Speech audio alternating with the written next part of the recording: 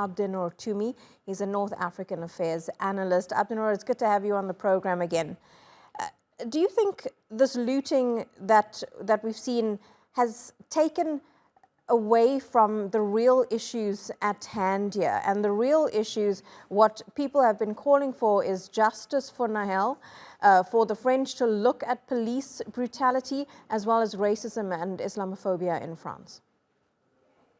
It is indeed. I mean, the looting events has changed a little bit the narrative in the local and national media here in France. But however, the main question is still there. And this is, of course, I mean, it did slow down a little bit last night. And this is a good sign to end this tragic event. And I mean, it has to be ended. But the question here, I mean, we are like in this Monday morning, we are in a post-hurricane assessment, and which brings the analyst to wonder what went wrong with the French Republic, that knowing that has been dealing with this complex issue for decades. I mean, it's not the first one. It happens every decade or two. I mean, there is a major event like this.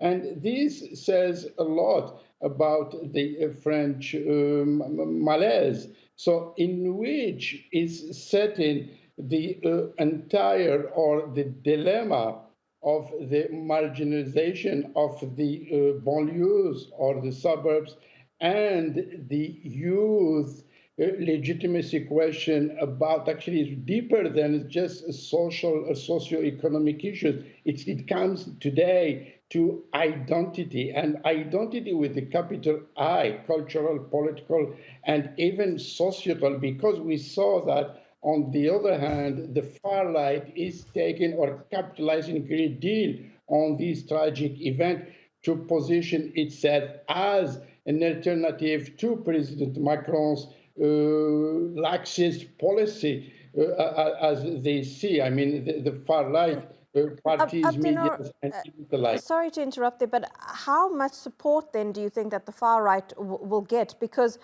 the policeman who shot Nahel, who said that he is very sorry for what happened, there's a crowdfunding process underway for him. It's raised 850,000 euros so far. 40,000 people have contributed to this. So there still seems to be a lot of support for someone who shot and killed a 17-year-old boy. Will the far right capitalize on that?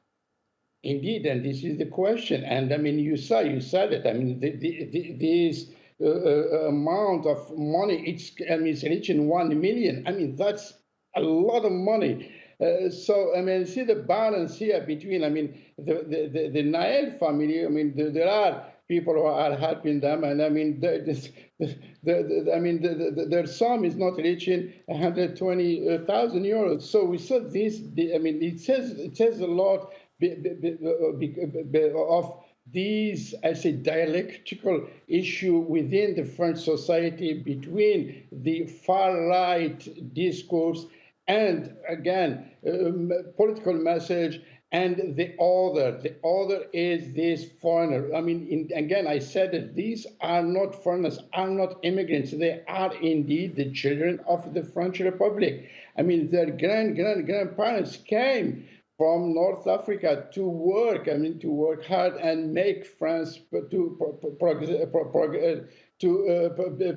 be prospered and get growth in the 60s and the 70s. But today, the large majority of the French society and within the far right movement, and I mean now our political parties, media, and elite are narrowing this thorny issue to the question of the order of those immigrants. And again, they are not immigrants, they are the kids and the children of the Republic, and they are fully integrated and well, actually, I mean, the right want them to be assimilated. I would say inclusion. This is the question, because they feel are excluded, and the entire thing here, President Macron, who is dealing with this dilemma, and he is cornered because he's afraid of the far right reaction, not only the police,